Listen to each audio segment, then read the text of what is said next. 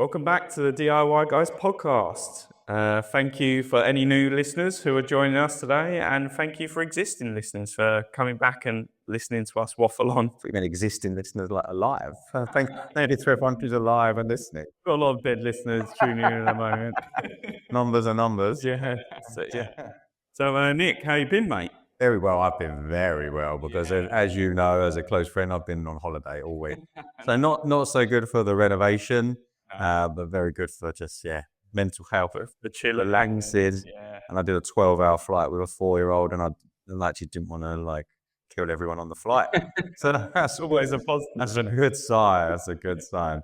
But obviously, you've got some stuff to report back on. The builders have still been cracking on with bits and pieces. Sort of. One of the builders on holiday as well. I'd like to point out, not with we're not in a throuple or some weird situation. So Dave's been on holiday. He's actually been some cool thing with his son. He plays golf and trying to play golf competitively, which is so awesome. Everyone's dream. We played football instead of golf. We should have played golf. So he went out to Spain and played Portugal. So he just left Toby, so the one builder there by himself. So it's been fairly slow, but all the oversight was completed at the end of last week, and they're just doing the block work and the brickwork. Okay, cool. So it's a little bit slow, and we still have a little bit of rain, aren't we? They're like, this is where you're thinking, oh, it's costing me so much money, but they're taking the blocks into the house where they've, bit like our creepy podcast room we're in now. They've curtained off one of the rooms, the doors. So I've taken all the doors. I've got 2 heaters blasting them. They're taking the blocks inside to dry off. Because they've obviously been outside in the yard or something, and they've been shipped over. Because he said they literally were too wet to lay at one point. So as he we're always like, how much these heaters cost? This room is boiling when you go in there.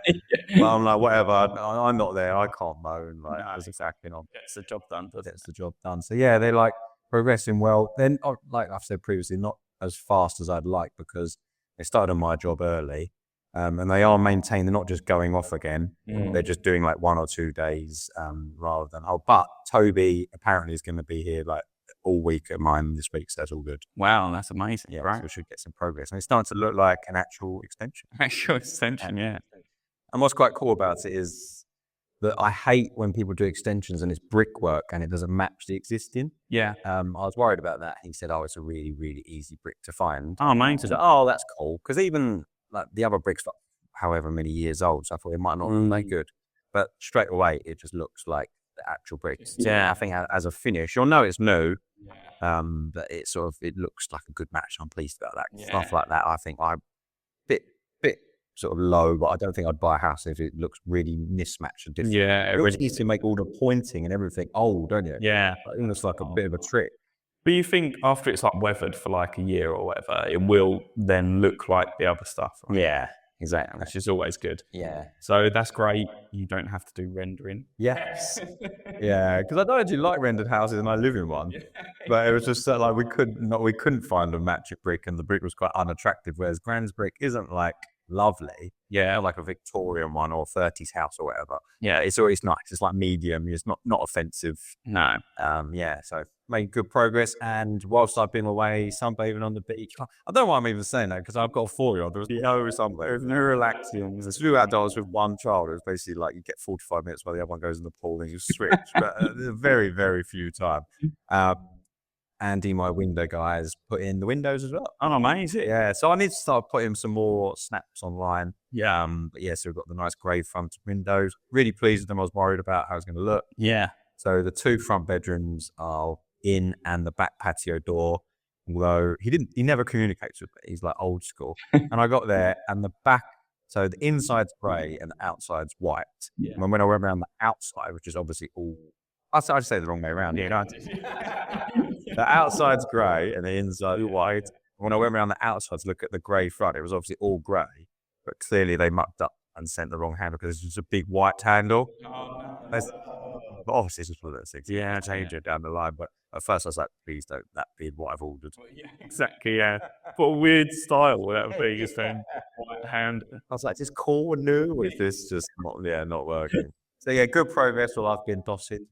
Feel now I'm 40 like you. Yeah, well, man. I didn't realize that. But yeah, it's good. It's quite cool when you're not there and working and doing whatever, and there's actually progress still going on. So that's all good. And you get to nose on your Ring doorbell as well. Nose in my Ring doorbell. So hush on holiday. It's such a fun thing to do. I was like, am I a part of that? What's happening? I was just love being on it. Looking around this and starting cameras everywhere. Must admit, that is like a good tip for a renovation, especially if you're not living it right. Yeah. Extra like security you get with just having like a Ring doorbell. And I also think it like puts people off. Oh, 100%. Like if someone was thinking of just having a nose round, as soon as they see that, they're like, oh, it's not worth it. Yeah, and even if it was like my house, which Gran's is fine because now the blockwork and brickwork's going up, it almost creates like a barrier. People could still get in, but it's a bit more effort to go around the back and break in and steal stuff. But my house was just exposed for like 2 years basically. Yeah. And I'd get a Ring security camera as well because you can obviously just go back through the footage and I think you get a family account or whatever. But that's the negative to it though. I've had to pay the 50 quid yearly thing now. You get it free for like 30 days. Yeah. And if you don't pay, you can get it free just like re-answering and stuff. But if you want to go back and look, whereas someone breaks in, it's no good if you can't go back and look. It's like, so yeah, I've had to stomp up the £50, but it's fine. So each time continue being a weird lawyer. Well, it is good, like, and I've got the alarm and everything, so it's all like wrapped into one. It is a lot cheaper than my parents have got like an old school like alarm, and like the cost to have that installed that is like extortionate, and then you still have to have like certain maintenance done every year on it. So realistically, it is like a cheaper option. And if you just get the doorbell, right, it's not a big deal. It's not too much money either. No, exactly. But yeah, then we've got an exciting guest again, haven't we? First person, in person. In person, we didn't bring him into my creepy garage room. We went in another room because we were too overwhelmed to bring a guest in here. It was quite sniped. Yeah, exactly. But it's Rich from Sympathetic Restoration. He like specialises in old buildings, doesn't he? Yeah. He's like bought a really nice old house. It's got like a swimming pool in it, which apparently they didn't even know about when they went and viewed it. Yeah. So we're going to go listen, see what he's doing and see what he's renovating. Sounds like a big DIY, right? With lots of like fancy background as well. Like, I feel disrespectful calling him a DIY because he's like a genius. Yeah. We're like going, oh, you could strip a wall like this. And he's like, oh, I've just built a massive frame. Like engineer background and everything. Yeah. So yeah, we'll listen to that now and we'll talk about it in a bit afterwards. Let's go to Rich. Yeah. Right, guys, we have Rich here this week from Sympathetic Restoration and our first ever in-house guest. How are you doing today? Lovely to be here. And it's just so happened I happen to be about a mile away from what you were saying. Made that up, so I thought, let's do a live. So just tell us a little bit about your house. We've been following you for a while now. I see you've been there for several years and renovating slowly. Is that kind to say? Also, to start with, we're certainly quite slowed down, I think, and definitely not finished. But so yeah, bought the house 8 years ago, and it was it certainly wasn't a wreck, but it was basically needed a huge amount of TLC. I think a lady was living there with 4 kids, and it was unfortunately quite a messy divorce, and so no work had been done to the house basically since she was living there, because effectively it was just 4 kids looking, and living on her own. So it just needed a lot of TLC and maintenance, and it's a grade 2 listed, quite a large house kind of in the Cotswolds, and so therefore it needs you just needed loads of stuff doing that you just haven't done for a long time. Plus, of course, not that I wanted to change the layout of things, but it needed a lot of things doing to it. Actually, I'd like to do this to it to make it a better family home for us. So, yeah, that's effectively how the story started, really. So, and being grade 2 listed, was that something you kind of were a little bit scared about to start with, or is it something you're like, oh, I love that? It's like a nice characteristic. So, I'm a big fan of listing, in the sense that, because I'm a huge fan of heritage properties and buildings, and well, there's kind of 2 elements to this, really, I suppose, in how I see it. Is listing is very good because it means it protects our built heritage, and I think that's a really good thing, because you see some of the things that are for the non-listed buildings where, I'm going to put my stamp on it, and you think, well, that's great, but then what about the next in it? So I very much see myself as the current custodian of this house, and I'm never really a massive history buff when I was at school, but I love history now because I've gone and researched who lived in the house before me, and it dates back to sort of 1400s in terms of what we've got some of the dates from. And it's like, that's fascinating attitude to know it. Who's been in that house before? It was like the sheriff of this particular time of place. And like, fantastic, rich history. So I recognise that it's my duty, if you like, to sort of keep that house ready to pass on to the next custodian. So that's one thing I enjoy about it. Yes, it can feel restrictive in terms of what you can and can't do to it, and you've got some sort of other body, if you like, or the local authorities got to say yes or no to what you do to it. So there are challenges there, but I personally think those challenges are down to just resources. So the local authorities don't have the resources to be able to do what they ought to be doing, which is helping and advising homeowners like me. I'm incredibly fortunate with my place because this is going back 8 years ago. The conservation officer, when I was looking at buying a house, I invited her around to say, can you do a viewing with me? Because I've never had a listed building before. So can you help and support me? At the time, when resources weren't so taught, she was like, yep, no problem, I'll come out and get around with you. And I'll never forget, though, turned up at the drive to this viewing. And I said to her, great, thanks for coming here. I want to talk to you about all the things I'd like to do to it. I'll tell you what you can do to that. And I went, okay. So straight away I was like, right, I need to be subservient. So my demeanor changed and tips, oh yes, please, because I've never in this before. Let me know. So that's the role I took. And actually, it's been a really fantastic relationship I've had with. So anything I've had to do to the house, so you've probably seen on the account of lots and lots of masonry repairs on the outside, causing the dampness and everything else, strip that off. Technically, that's a character change that would had to have listed building consent. But because the conservation officer saying no, that's the right thing to do and doing all the right things, then I'm happy to do it, exchange your emails. So I said, this is what I want to do because of this. And then she said, no problem, crack on, go ahead with it. And other things like, we've had some plaster issues and causing damp problems. Then I've replaced it with lime plaster as it would have been originally. She said, no problem again. And so I've had a really good relationship. I know from many people that contact me, not everyone has the same experience. Yeah. And she's a really pragmatic conservation officer in terms of I'm doing things the right way and I'm still getting permission, if you like, from her, albeit some conservation say, no, even though you're doing the right thing, you still go through this building consent application process. And that's still 8 to 12 weeks. And you've got to have all these scale drawings and outs, which is just mired in bureaucracy, to be unnecessary. So I've had a really good experience. And I recognise that's not the same as when I was yet. I'm also not living in a building that is that old, because I've only ever lived in. I think I'd lived in a Victorian flat in Brixton, and I was like, "Wow, this is cool. It's got some history to it." But you're talking about 600 years old. Yeah, I assume in like roofs or wonky, and like obviously no insulation. There's nothing going on in there. I find it quite fascinating, even borderline a bit like scary about just undertaking it and the history that's gone on there. So I think. I find modern buildings scary in the same way. The reason being, you can get away with loads as a DIYer because it looks a bit tight. It blends in. If you've not done everything flammable straight and everything else, you're like, it's going to be like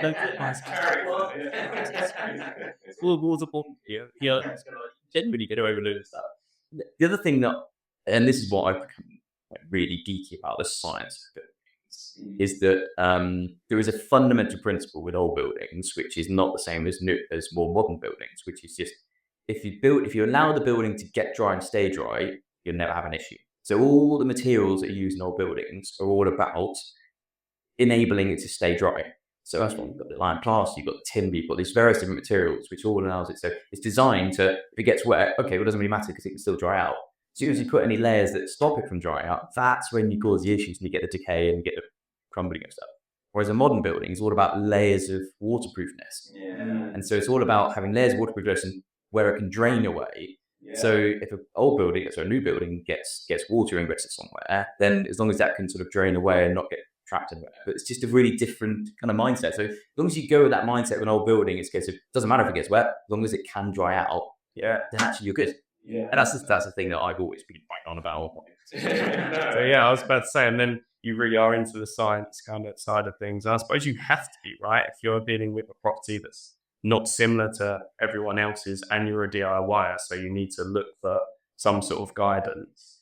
Yeah, I think you do. And I think, and this is the bit where I get a bit saddened and depressed because there are many, many manufacturers out there that kind of slap a label on something because that's the kind of marketing label and it's word breathable. I didn't want to bring it up because it is, don't get me wrong, I think years ago it had its place. because it was a good kind of way of understanding that kind of breathability side of thing and understanding how old buildings work. My challenge with it now is because that has become so synonymous with old buildings that now any manufacturer is trying to have a building product that they want to sell to this kind of market. They just go, wicked, slap that label on it, it's selling hot kids. You're like, but that's not what we mean by breathable, and it's not that's going to be damaging to this particular building. Yeah. So that's one of the first. So I think understanding the science behind it. I mean, I loved it because engineer by background in terms of that's got the university degree that I went into. So I really like the evidence basis of things. If a product comes along and says this is what it's claiming to do, then I'll go, okay, well, I see your claims here, but I understand the fundamental physics of how buildings work and how that is professing to work. So that doesn't work for me. Like, explain why this is some sort of, not some sort of snake oil type thing. And that's what I like drilling into, just to sort of, so I can make the decision for myself in terms of not just believing what's written on the label, which, and 9 times out of 10, unfortunately, all these things are kind of like, that science is just hocus pocus. Yeah, exactly. You just have to sell it. Well, because the downside is, unfortunately, there's huge amounts of money to be made, of course, in the building industry and to be made on selling products. But the vast majority of products you want on your old building are really cheap. Like lime mortar and lime plastic is really cheap. The problem is it's the economies of scale issue. It's cheaper than cement, effectively, producing to make, theoretically. But it's just not producing the volumes, and therefore it's more expensive. And to try and get a lime plasterer, there are so few around, so therefore they charge a lot more. But actually, the materials are really cheap, like the timber and the stone and that sort of thing. The buildings, vernacular materials, because they were built from the local materials around you. It weren't shipped in from Germany or from France or wherever else. It was kind of like whatever you go within a walking distance or a cart and horse distance away. So that they were cheap materials. Oh wow! So taking on a property like yours, have you always had a DIY background, or have you sort of grown with your DIY journey as you bought this house? Or I feel like you have to have some sort of DIY background to choose a house like that, because, like you say, on your Instagram, I haven't seen many tradesmen. It's been you doing a lot of the work as well. And you must have people from time to time, but you're pretty hands-on. So definitely grown. As basically when you do any kind of DIY, you kind of like, kind of do this. Oh, I like that. So I think, my kind of first DIY kind of project, if you like, was whilst I was at university doing engineering degree at uni. And I was very fortunate enough that I was lent some money to buy a student house. And it was on sort of Studenty Road in Selly Oak in Birmingham. And it was a 1920 semi-detached place. Little old dear, been living there for about 30 years. So it needed huge amounts of updating. So I worked with a German national builder. It was just a friend of the family. He was probably in his 50s. And so he was showing me all the roads kind of thing. And I was basically his lackey. We spent the summer between my first and second year at university basically gutting the place, stripping all that hustle and plaster off, daub and dabbing plasterboard, and then I went, why am I getting all this weird mold stuff and all these issues? And that's really what started then piquing my interest in terms of going, oh, okay, maybe it's slightly a different type of building material to be using it, because none of these issues were before. And is it my grotty student lifestyle? But that's what started my sort of inquisitiveness in terms of, okay, there's something different going on with the building materials I'm using here compared to what I was using. I mean, this German national builder, say, was just a case of like crash it out, smash it out type thing. But really thought this is back in 2001. The property market at the time was starting to really bloom, and you could buy a property for quite cheap. It was 60,000 is where I bought this house. And by the time I'd finished it, took about 3 or 4 months to sort of get it finished. Rented out by the student mates as well. I was like, hang on a second, like, let's get a mortgage on this. Got a mortgage on the house, paid back the person who lent me the money, and had some deposit on the house on the road. Wow. So I then did the same the following year, and had another house I then deposited. So I ended up like a tiny little portfolio of like 2 or 3 buy-to-lets. I'd done this every year. So whilst my mates were off wakeboarding, doing everything else and stuff, I was grafting on the house. And each time I did the house, I used fewer and fewer trades. So it's kind of like, oh, and I'd be one of those really annoying clients and customers. You know, when you've had trades in, you see appearing up shorting it. So all the plumbing, I ended up to do all the plumbing myself, at least, because I actually got friendly with the plumber, and he showed me how to braze pipes and everything else. And so actually ended up just doing more and more myself, and pulling the wires through floors, understanding how a ring main works. That's what then getting Sparky that you build a rapport with to say, come and check it and then sign it off. Because I don't need a Sparky to pull wires through. So gradually just increasing my repertoire of doing different skills and trades. And that culminated sort of in 2017, when I then left the army, left my job, and bought this house, sold the buy-to-lets that I had, and put everything into this house, and then, right, this is going to be our forever home. And that was then kind of like, right, now's the time to bring all that kind of learning, if you like, into that one big house. And so, yes, everything in the house that we've done, I've done everything apart from Cotswold stone tile roof that came off. So that's super special. Expensive if you and then, but other than that, it's pretty much been the odd trade where I needed them, where it's been, say, electrics to sign off or bits of, but otherwise has been, myself doing it all. And I think my approach to DIY is doing I kind of do a bit of almost a dynamic risk assessment for each task. And going, how much is it going to cost me if I cock this up? Am I likely to lose life or limb by trying it? And if I'm not, why not have a go? Because the alternative is paying a professional to do it anyway. And then, in which case, if I can stomach the fact that if I really cock it up, I've got to call a professional anyway, and he laughs at me taking a try and making a mess of it, then actually, I stomach that. But if I achieve it, then brilliant. That's just another confidence boost of just going. You then, as you guys would have found yourselves, you take on bigger and bigger projects, incrementally bigger projects, until you go, awesome. You get the confidence of saying, this will take you on. I think some things are super scary. Like, I was always scared of plumbing. And this house, I was like, we've got to really get along. So I was like, just spoke to the plumber. I was like, can I just do a bit myself? And he said, I've got like 6 holes that need to be drilled from X to Y. Can you run this pipe for me? And then he'll just do all the properly difficult stuff, like the underfloor heating manifold and things like that. And so far, it's been so good. And you sort of grow from it. And like, oh, cool. This is actually achievable. But you're just scared of it in the beginning, I think. Yeah, that is exactly it. So it's getting the advice. It's understanding in terms of, okay, what's kind of left of arc in terms of what can I achieve, what's right arc in terms of that's way out, and then it's almost taking the advice and sort of saying, can I do this, can I not do this? Because it's having that advice and empowers you to go, it's worth having a crack, it's worth having a go. And that's what predicated in why I've started the business, which is to help people that want to do it for themselves, to genuinely empower them to sort of say, we're not here to do the job for you, but if you want to have a crack, these are the things you need to understand. So don't do this because, or you can have a go at that because it's not a big deal if you mess it up. Having that knowledge is so helpful, and because otherwise you it's pretty lonely.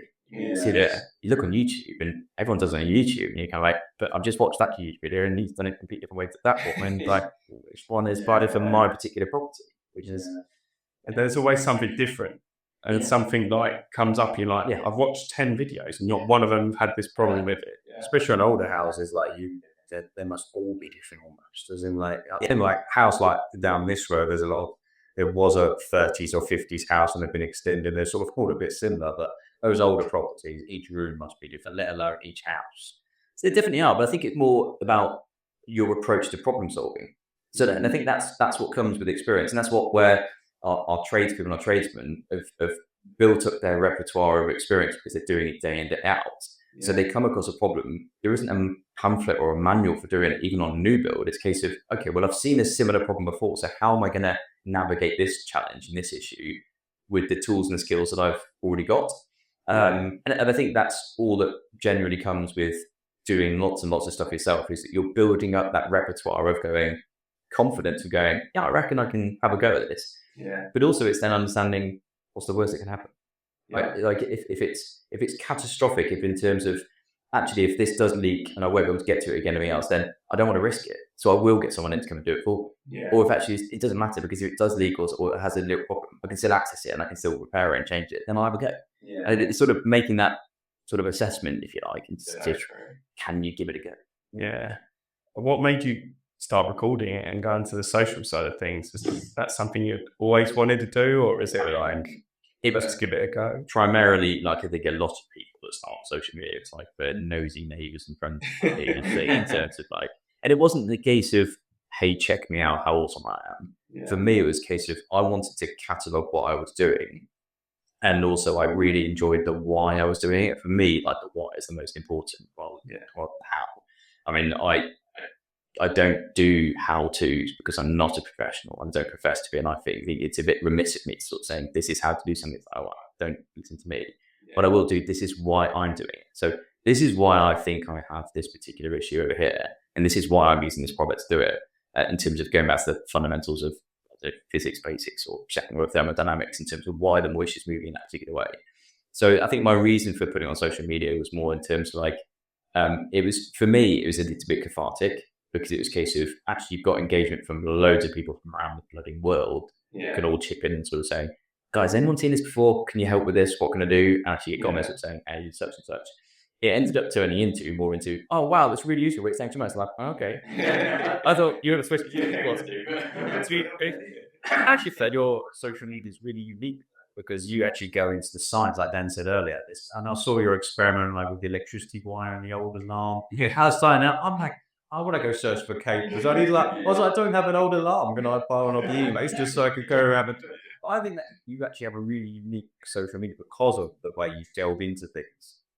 So I'm in the process of actually doubling down on that at the moment. So I'm speaking to quite a lot of actual buildings. I mean, Dr. Robin Pender, who worked for Historic England for a long time. I mean, she's like a bit of a legend when it comes to sort of physics on buildings. So I've had many conversations with her, and we're going to do some more stuff on that, just to kind of really drill down into exactly as you say. My view is that if you truly understand how your building works, you won't get conned by builders, tradespeople, product manufacturers, and everything else, because you go, hang on a minute, that's not how it works, etc. And that's my aim. That's my fundamental aim. It's like, if I can get across in terms of all the things that I've learned, sort of say, here's the fundamentals, and simplify, because some things can be deeply complicated, but they don't need to be. Then, I mean, that is where, you know, I enjoy doing it, in terms of that translation, kind of like, it's not teaching, it's more this case of simplifying in terms of this is how the building works. So you can make your own mind up in terms of, actually, if I do use that product, it's going to cause issues, or it might cause such and such. So, yes, interesting you said it, because this house is quite a good example, because basically behind this wall is the old house, and where we are is the extension, and we were made to put in this certain type of cavity insulation everywhere. And then, like, yeah, it keeps you cool in the summer and warm in the winter. And the warm in the winter, I'm like, oh, it is actually warm compared to like my parents' 30s house. But in the summer, it's just roasting absolutely everywhere. And to me, some things like this isn't right. And then now we're like, oh, we might need air conditioning or something. And then we're like, that's a ridiculous modern thing I don't want on my wall, a big plastic box.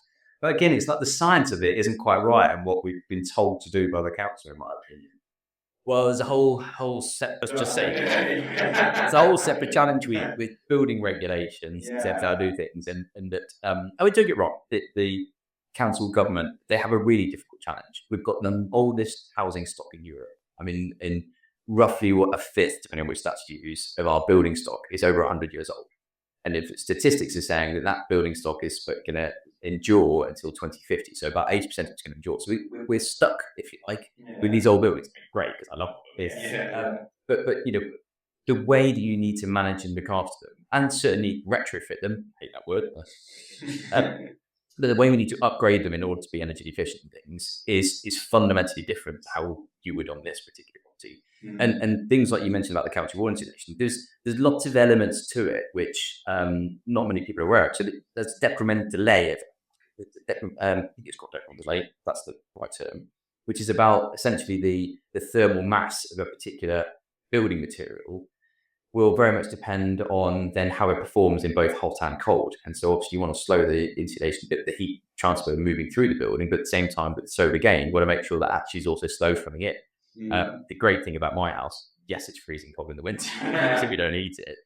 But if you get that heat into it and that thermal mass by sort of gentle background heating all the time, those great big thick stone walls will then continue to kind of radiate within, so therefore you'll get the mass into it. At the same time, when it's 40 odd degrees outside, like we had a couple of years ago, it was still about 70, well, it was about 24 degrees inside. Lovely cool summer. I mean, I really wanted to just, you shut all the windows and draw the curtains and you go, this is fabulous. And everyone else, they don't even make any heat. So it's kind of swings and roundabouts. And there was a big potential challenge in this factory with overheating. People think, well, I'd love to be overheating my house, but actually it's really serious issue when we are over insulating all our properties, that actually it is going to become a problem, and we're just going to end up drawing more energy from the grid that we can lease afford because we need things like air conditioning. You're like, we're actually doing it backwards, surely. Yeah, and that's it. And that's where I think it's interesting, because you kind of want to take stuff from history rather than completely change it and try and move in a different direction. And it's not a fault to say, actually, the way we went is wrong. We should take more learnings from how buildings used to be, like you say, and then you can have these cooler houses. Now the temperature is getting hotter in the summers. It would make the most sense, right? You definitely, and I mean, you're almost stealing my images from one of the videos down. Sorry. It's because one of the videos that Dr. Robin has been researching is mixing both physics and history. And one of the things and she talks about physiology of the human body, and that we radiate huge amounts of heat. And there's a huge thing we've missed in all of our feelings of comfort within a building, is that these walls, generally, or at least a stone wall or a window, are massive heat sinks. So in other words, they absorb and they suck in your radiated heat. But one of the reasons why we have, for example, or history books, you see tapestries on walls, especially behind beds and where people are sitting, because it stops it sucking the heat out of your body. So you're not radiated. Like if you stood next to that window over there, even if you were blindfolded and you stood next to the wall and you stood next to the window, you would feel colder, your comfort level, because you'd feel the heat being radiated into the window because it's really crap insulated. Whereas if you put just a secondary glazing with plastic film over top it, it doesn't suck your heat as much. So there's lots of things that we are completely missing in our buildings because we're all on about measuring things, like measuring air temperature. And it's like, well, it's 20 degrees, they will feel comfortable. Well, actually, 20 degrees, you may not feel comfortable because if you've got all the walls sucking heat out, it's still feeling. Yeah. So there's lots of things like we can learn, you say, from the physics and the history of stuff. I mean, the other side of the history is like how we design our buildings. I mean, skyscrapers in Dubai, it's a blooming desert. Why would you build a greenhouse yet in Dubai? And you look at old Dubai and you go in the old buildings, great big thick stone walls, really thick flat roofs and everything else to, again, insulate that solar game, and they're cool inside. And we build skyscrapers. We build them out of glass, which are big greenhouses. And the only way of being comfortable in those is massive amounts of electricity to air conditioning. Yeah, but that's insane. Surely, like, why would we do that? And the same with how we design buildings now.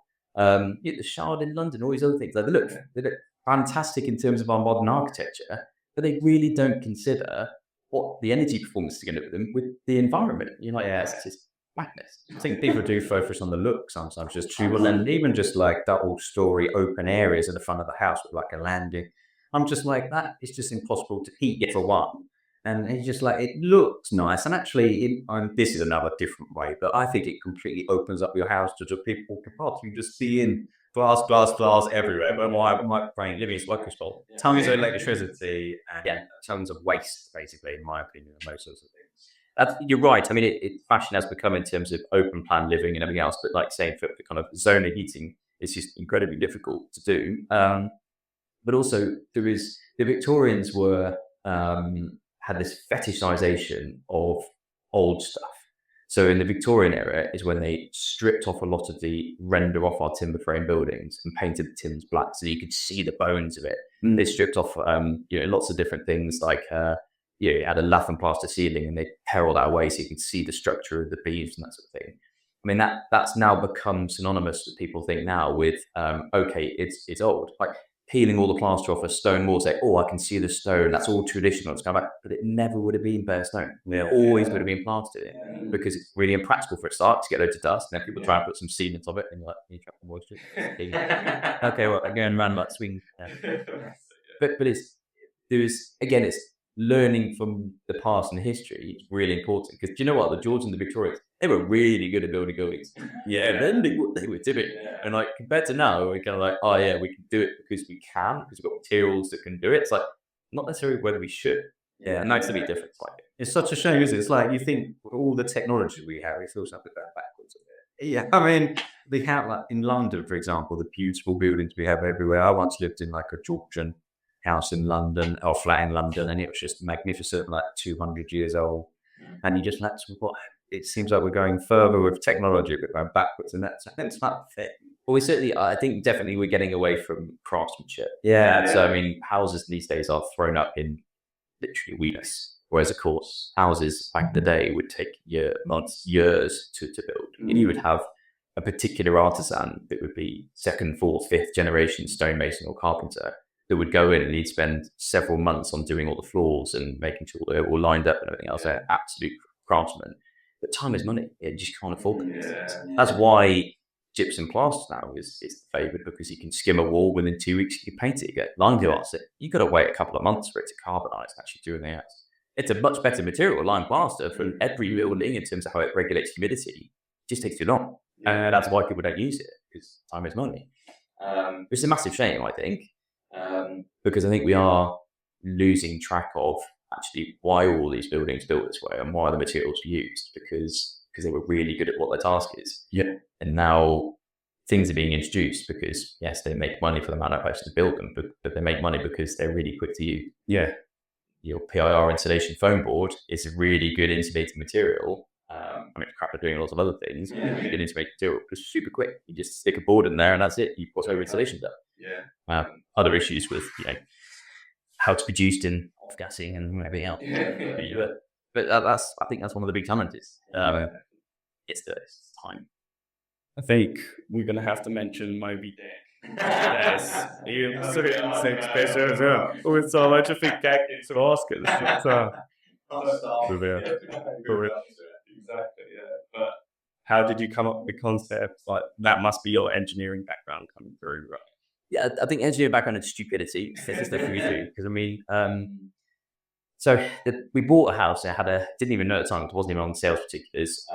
Very derelict outdoor swimming pool.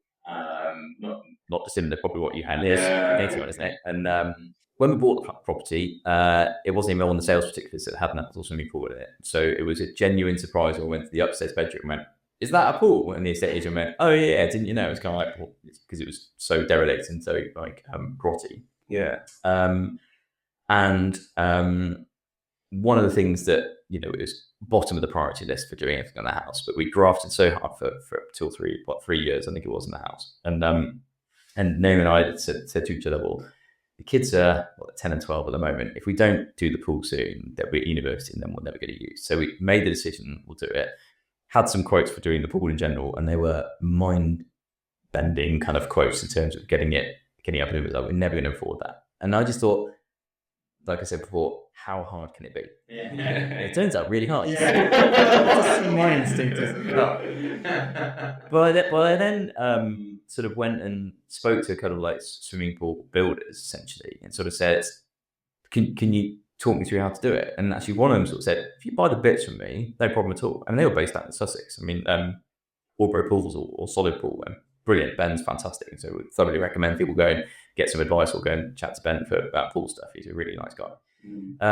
But essentially, he just sort of every couple of days, I'd have a video call with him, show him around, and sort of say, right, next you need to do this, this, and this. So that was a pool, and was able to then transform the pool into being a functional swimming pool. Now we've got trees down the one side of the pool, and they're kind of what they're called landai or something. That's okay for it. Yeah. So all these landai trees, and of course they drop pine needles all the time. Nightmare for being next to the pool, but their screen is from one of the neighbours, so actually quite useful, and I wouldn't necessarily chop them down. Yeah. So there was that element, but also there was a little retaining wall around, not retaining wall, but a sort of dividing wall, which cut the garden in half, if you like. And I really hated that. And I like the idea of actually having open plan. So for safety reasons with the kids and the pets and animals we've got, didn't necessarily want them meandering into the pool and falling in. So I thought, why can't, and I looked into the safety covers, and there's sort of one that you can get is like a rigid almost vinyl cover that goes up automatically, but you can walk over the top of it. Okay. And I got a quote for that, and this is going back now 3 or 4 years. Quote for that was like 25 grand for the pool, and I was like, it doesn't seem that complicated. Yeah. And I think I managed to get Naomi drunk or something, but I said to her, if I can build a proper rigid deck for it for less than half the price of that electric cover, would you let me? And she's going, I don't think you can do that. And I was going, I did crunch some numbers and some maths and go, how hard and so it was that's where the concept was born, really, because I wanted this idea that I wanted to be essentially a usable space, entirely usable. Because I just thought it is just a mezzanine floor. It's effectively a mezzanine steel floor on some rollers. Like, how hard can that be? I mean, there's a lot of tolerances I've got to get right in terms of making joint angles to be straight and plums are true and everything. And it's been very iterative. So I absolutely have not had an entire plan sketched out in terms of how it would work. It's always been a case of, right, do that bit first, learning on the job, and then learning on the job in terms of, right, what do I need to do that? But I think here's one of the things that I've learned from doing lots of projects is having to try and think 1, 2, 3, 4 stages ahead in terms of, if I do that now, does that reduce my options for doing such and such later? Yeah. And that's the hardest thing, because I cannot stand as any tradesperson, and you guys will attest to as well, redoing something. Oh, it is the worst. Joe Black did it to me. So that is a pet hate of anyone does that, any work. Even if it's easy, I don't want to redo it. Yeah. It's actually 10 minutes, I still don't want to do it. There's like rooms in my house that I just have not touched, since we moved in there, because I just know that if I do them now, I'm going to have to go back and redo them because it's such and such. So I just, I'd rather leave it decrepit and fall apart. So it's a very long-winded story in terms of, so Moby Deck, I had a structural engineer build me a mezzanine floor plan, essentially just do the sketch for it. He also ordered the steels for it. So it is essentially, has the same structure as, your upstairs bedroom, if you like, on a mezzanine floor. So that's the load it can take. That was the basic structure. Those steel, that's $7,000 for those steels. That's the lumpiest part of it. All bolted together. The rest of it was Facebook Marketplace, buying steels. I mean, I bought like RSJs for like 50 quid type thing, cut them up with a recip saw as a job. Cut a recip saw, borrowed a mate's mag drill to kind of drill all the holes in it and that sort of thing. It's just insane amounts of hours of labor. It wasn't just to keep costs down. It's more just a case of I didn't want to necessarily go and fabricate all these fancy brackets. Yeah. And buying just plastic wheels, essentially, like nylon wheels, for as cheap as possible, and buying a whole set of them. And then getting some stainless steel to fabricate to kind of make the runner type thing, and that was done locally. So I think at the moment, the current spend is about 10K. Amazing. Not including the deck boards. I mean, the deck boards are much expensive, like composite boards. Yeah. So I'm not counting that. That would throw the budget out. But at the moment, in turn, off eBay, I got this electric gate motor, which is like 200. That's what I was wondering about, the size of the motor and the weight of the thing. So this electric gate motor, I mean, I was looking at the commercial ones that you get from various companies, and they're like £1,000 on job and equipment. I need two, of course, for kind of driving the deck apart. And like bonkers expensive. And I was thinking, again, why is it so expensive? And most of these things are made in China, as a lot of things are, and they put a label on them. So I thought, well, I'll just take a punt and take a risk. So 250 quid off eBay for this gate motor that says it can shift 2 tons. And it sits on a rack and pinion gear. And took a lot of fettling with to get the rack absolutely spot on, because you've got such minimal tolerance in terms of moving up and down. So I had to make sure. So there were a couple of trades I've used. So Mark's a friend of mine, so a landscape gardener. So I got him today the coping stones, because he would get them absolutely bob-on level, because that's critical, of course. So it can't have the depth moving up and down. Yeah. So I got him to do. So the things where I know I'm not skilled enough to do it, like you call them the big boys.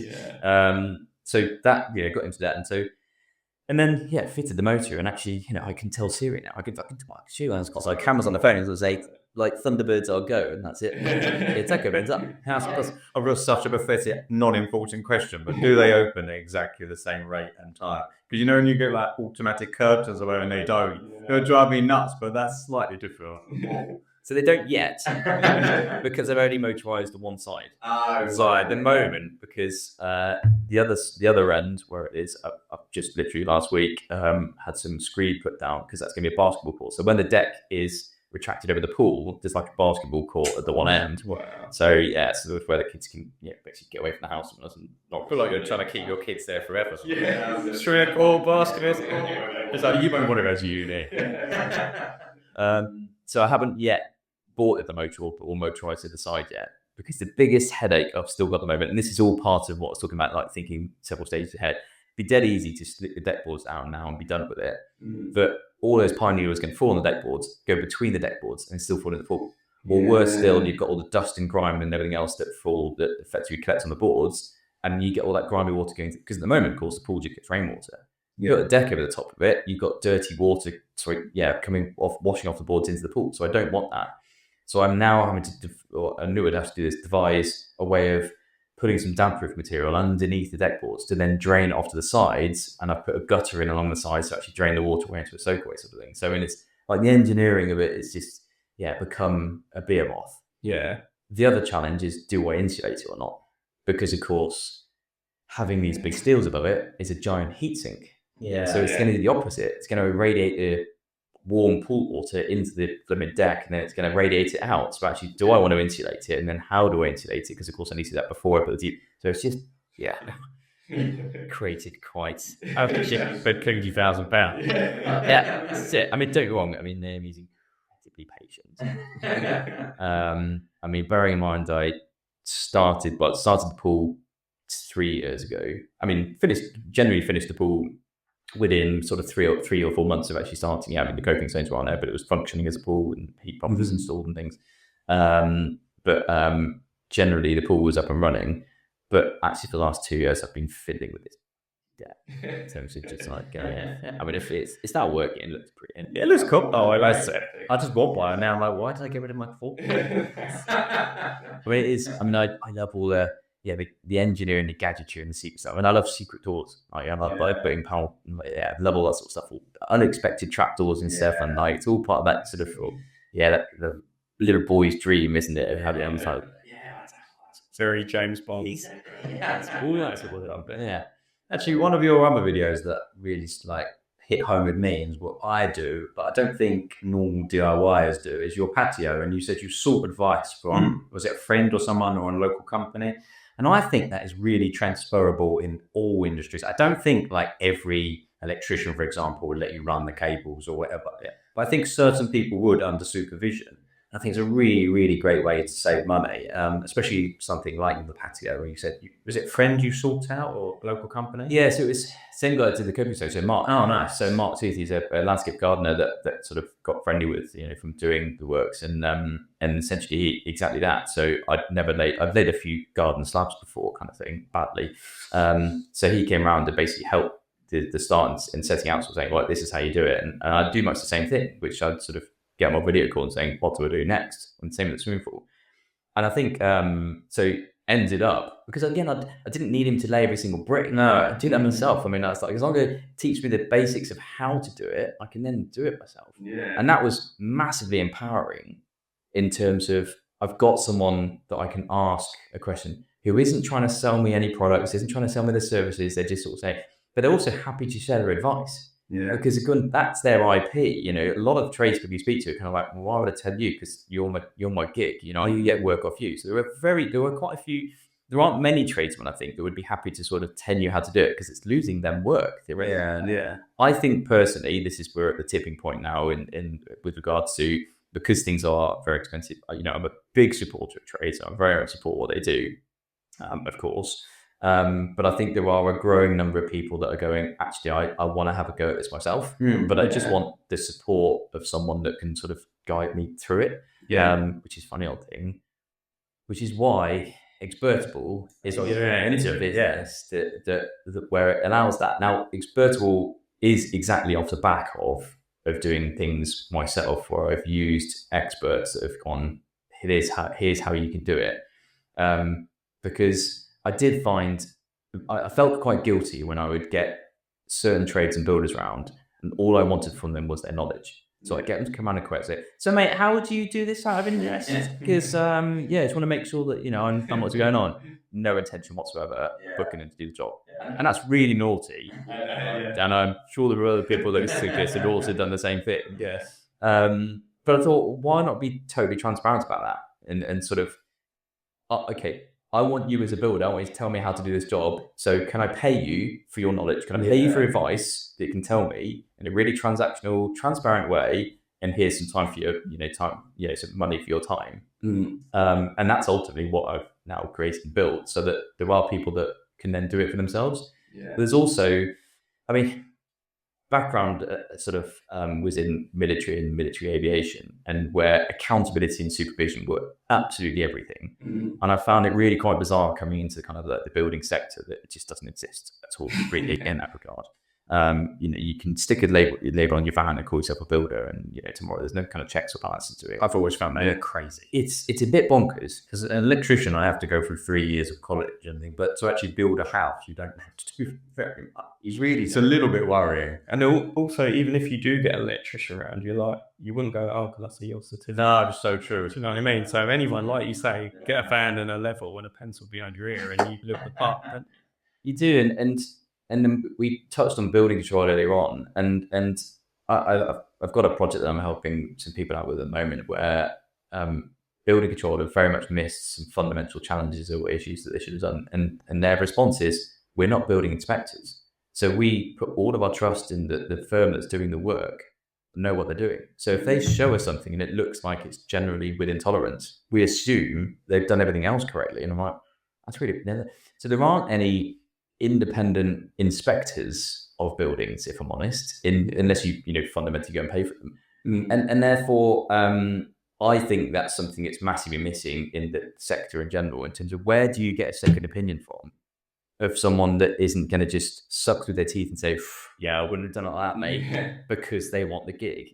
You want someone that's sort of saying they're on your side. It's like having your uncle that's a builder that's looking after your interests, that can sort of say, yeah, actually, what they've done isn't quite right, but it's okay. It's not going to be that much of a problem.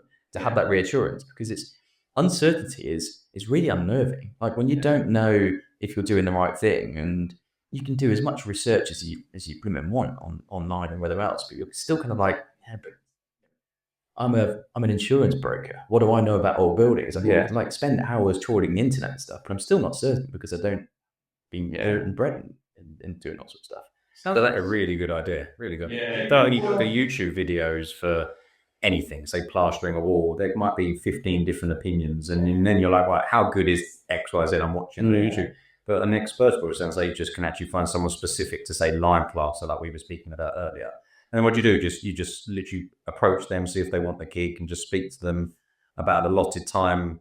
Yeah, so we built the platform such that you can go and review the experts in that particular area. So let's take it to lime plastering. We've got a bunch of building experts on there who are either current building builders, if you like, or they're lime coaches and lime teachers. They teach lime plastering and things. We've got a whole bunch of different range on there.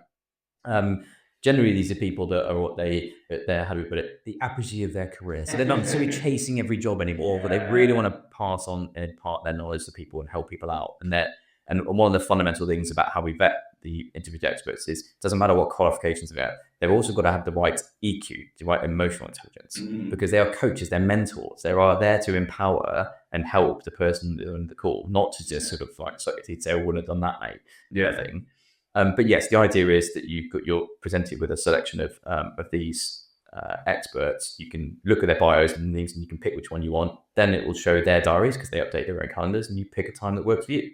You upload a load of information beforehand if you want to, so you can put videos and pictures and things, which is always advisable because then it means it gives the expert a really good overview and saves time on the call. And essentially then have a one-on-one video call. And the idea is that ideally you've got Wi-Fi or mobile signal, you walk them around your house. So when we've got things like common one is damp issues, and I won't go into the whole damp industry and how it's just sort of grown over the years of being lots of people being missold stuff. But certainly with when you initially have a damp problem, it's about identifying where the cause comes from. And sometimes it could be not necessarily easy, but it could be a combination of different factors in terms of do this, which are all DIYable, all can do yourselves. Then see if it changes, and then you've understood. You can pay upwards of 500, 800, £1,000 for someone to come and do that for you. But actually, you can do a lot of that yourself in that initial diagnosis of video call. Or I've just had a quote from a damp proofing company, and they want to spend £3,000 on doing such and such. Is that right for my building? I'm pretty sure the person there was like, no. Because so you can save a huge fortune there. So that is the best one. Clearly, it's not going to replace a physical visit. So there are times when the person on the phone will say, I've done everything I can now, you will need a physical visit, but at least they can then sort of say, this is the qualifications you need to ask for, this is what they should be checking, this is roughly what you should be paying. So it's still, again, it's getting the information, putting the power back in the hands of the homeowner to be able to then understand what to do next. So really cool. Brilliant, Well, our podcast obviously focuses mainly on DIY, so we always sort of end with the same sort of question, and we like the worst and, well, the best thing you've done DIY in your home, but also the worst, because we like the worst, because let's face it, we all had those moments. Hopefully it's not your amazing project. But just what do you think your best and worst thing you've done on your property or DIY in your life? I suppose, to define the term. So the best, I think, is in terms of performance of our building has been getting it dry, because that saved a huge amount of money. And I've only got this anecdote. I'd love to have taken some kind of like statistics on it, but I've looked at the kind of gas bills from previous owners and looked at our current gas bills. Are they maybe heating the house to 25 degrees? I don't know. But since stripping off all that masonry paint, the building is now dried out. It doesn't feel damp. It doesn't smell damp. And that's significantly improved how it performs as a building. And now we don't have any internal wall insulation. We don't need to, because again, we put the insulation where we need to have it in the attic and those sort of things. We've draft proofed, we've added ventilation in the extractor fans where it needs to go. And actually, comfort wise in the house, it's really nice and comfortable now, whereas before it felt quite damp. So that's probably the best thing that I've done to the house, DIY. And I say DIY because that masonry paint, it was so thick in terms of number of layers. We tried, had a trial of a Thermatech, similar to DOF, which is like superheated steam. So effectively trying to lift and peel the layers. With lots of these, with the Thermatech device, you add different types of softener depending on whether it's now polypaint or alkali and anything else. And so that to try and soften it before you lift it, it would soften a couple of layers and then you use Thermatech. So it would have taken about 3 or 4 different softeners several times to go around. So it just didn't touch it. So it was literally a little toffee hammer and a scraper. Oh wow! For 3 months with me and a labourer stripping the paint off his house. And it was like, that is. So whilst the roof was being done in scaffolding, so it was like every day scraping away on. So that was tough, but super worth it. The pride you have. Yeah, and the building now. Again, I'm bought into this Victorian fetishization because now it looks brick. So before it was like this stark white, very clinical sort of building. Now it's actually, you can see the brickwork. How it always would have been painted or lime washed or rendered. So it always would have been white or coloured. The conservation officer said it needs to go back to being painted at some point. I'm like, I will do when it's dried out. It's been 8 years, it's still not done. Let's do a little bit more. It rained last night as well, so you're good for another 2 days. Worst. Or not, maybe one you maybe think it's just, so you just state you've had to rectify, or I mean, there's just so many. It's like my previous house burned down. I changed the light fitting. The reason I'm struggling to think is because there's lots of little mistakes. I mean, I've drilled through God knows how many pipes in the past, and it's a classic. It's just like a matter of cause, and it's a badge of honor, isn't it? Yeah, well, unsigned stock costs. Yeah, we've got a finger at the pipe. But the reason why I'm struggling is because I think I've always got quite a glass half full kind of view on things. So even if I have completely cocked me up, it's kind of like, well, that's a lesson learned. So I always look at it as being, I struggle to think of it because I don't dwell on it, if you see what I mean. It's I've learned that lesson because the only way of improving is by learning. I mean, people say that fail is an acronym, first attempt in learning.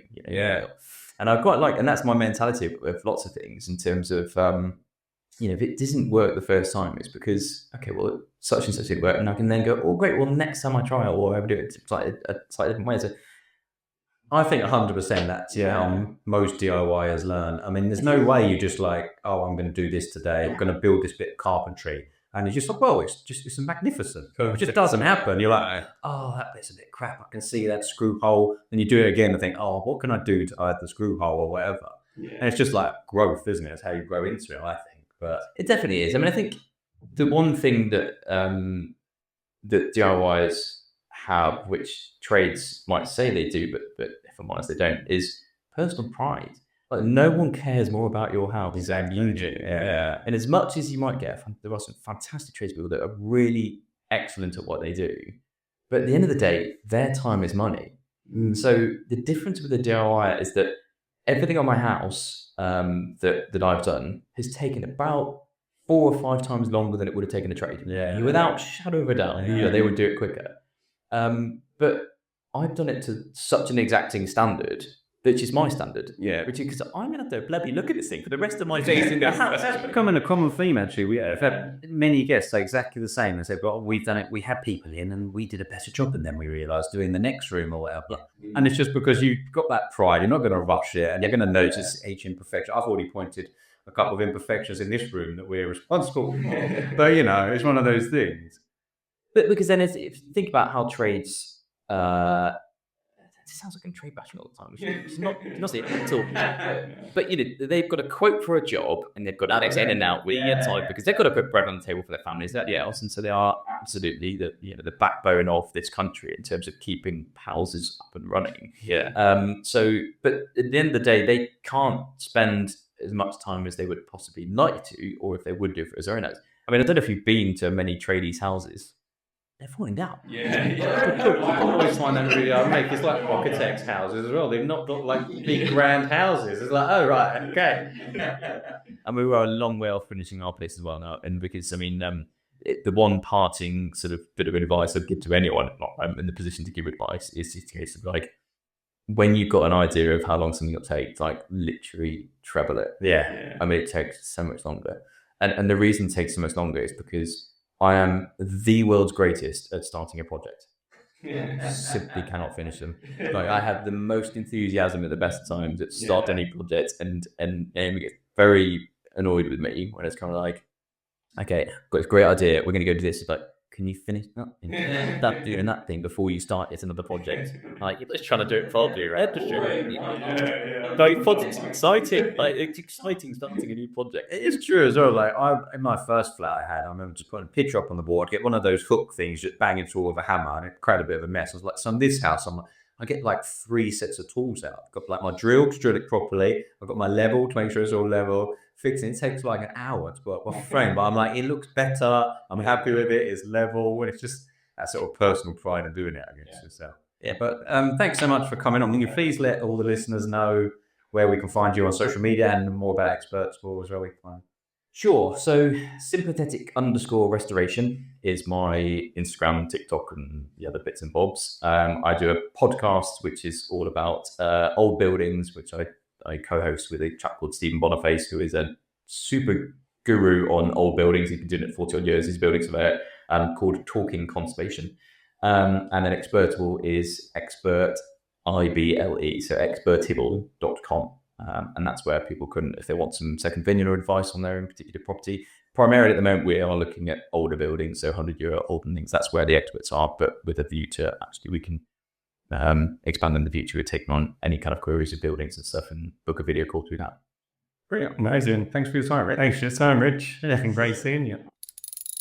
Amazing. Thanks, Rich. What a great interview that was. Like, to do in person as well was so cool. Yeah, it was really nice having him over, and it was cool just getting into like the depths of his thinking. Like really thinking outside the box. Massively, and it's kind of like the geeky side to because he's really like passionate about, well, as you can all have heard, like he's really passionate about like doing renovations that suit the house rather than just having a one-stop fix-all. Yeah, exactly, and not just like paying over the odds to sort of do it wrong. It's just really doing some research into the best way of doing it for the future. Yeah, and so I really like anything in the world where you learn something new. Oh man, and his like account following now is just going to be so interesting moving forward after speaking with him. Yeah, definitely. Goes into so much detail about like, the moisture in the walls and the plaster used, and then obviously he's got some skills as well, right? Yeah, massive skills. And that company set up is like genius, and how helpful and a great resource that is, where people can just reach out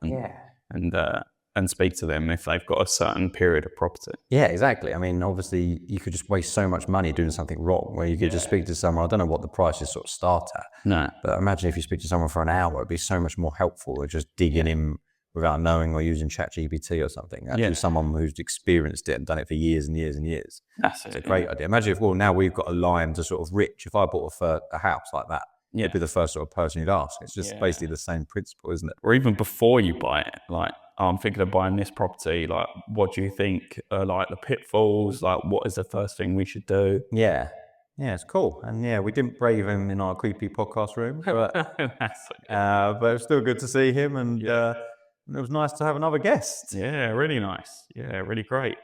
Thank you for all tuning in. Yeah, another great week.